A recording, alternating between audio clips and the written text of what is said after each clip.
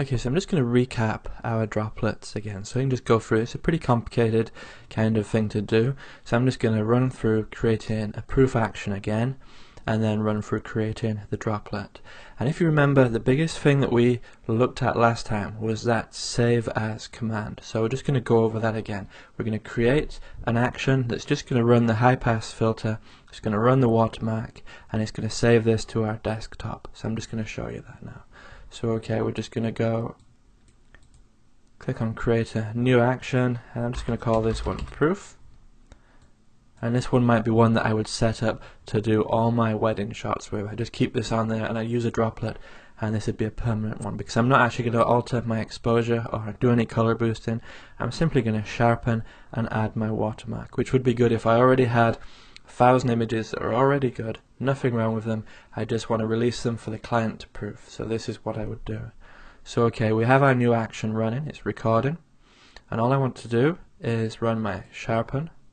Says play, and okay, we had the flatten layer built in, so it flattened it down, and then watermark, play, very simple. And then we're just gonna flatten this again, and I'm gonna save this just as a JPEG to my desktop. So file, save as, and I don't want to save it under that folder, I want to save it on my desktop. Doesn't really matter what I name it now because I can name it in my droplet. So let's save, leave it as 10, click OK, OK, and you can see that my action has recorded all that, it's recorded the save. So now click stop, and we now have a proof action that we can use for any of our images. It's a good action, it doesn't have many levels in it, it just does the sharpen and it just does the watermark. So I'm going to click get rid of this. Okay, and I'm actually going to delete this off my desktop. We don't need that now. We just used that just to create that action. Okay, so I have this folder called Joe. Now let's just imagine that this folder has 500 shots from the wedding. Okay, and we want to run all these through, sharpen them, add the watermark so we can use them as proofs. So what we're going to do, we're going to create that droplet. So file, automate, create droplet. And that's going to bring up the window here. Okay, so it's got my last one in there, proof, that's great.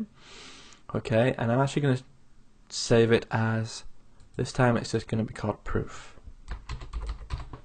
Okay, save. I won't save that until I click OK up here, it's just that's going to be the name of it. Okay, so, and again, remember, override action, save as commands. But we did the save as in the action. So what we're going to do is we're going to make sure that is ticked. Okay, so that way the droplet will run the save as that comes from the action. Okay, and what we're going to do here now, we're just going to give these a serial number, a 2-digit serial number, and then I'm going to go for a document name, and I'm going to go Joe Proofs. And I always like to have the number up front when I'm doing these, so that if the couple say, oh yeah, we want image number 570 blown up, then it's really easy for me to go through numerically.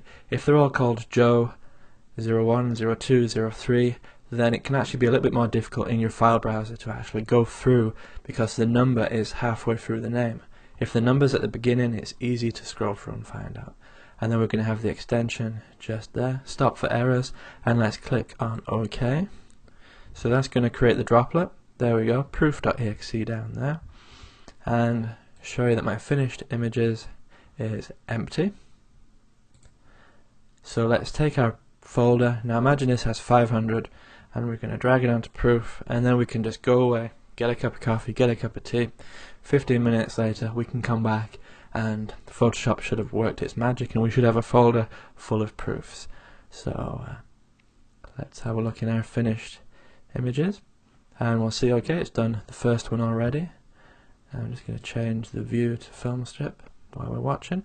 It's done number 2.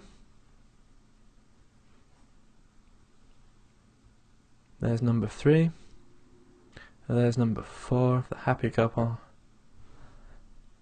And you can see these looking good, nice and sharp, and our watermark looks really good there. And number 5 is done. So there you go, we've done all of them.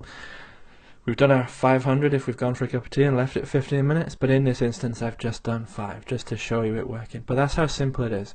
So this proof.exe droplet that I've created now sharpens and adds watermark, and so I can run all my images and I can use it time after time after time. And like I mentioned before, you don't even have to have Photoshop open. You can simply grab your folder, drag it in, and if it's not open, the droplet will open up the folder. It'll open up Photoshop for you right there and then.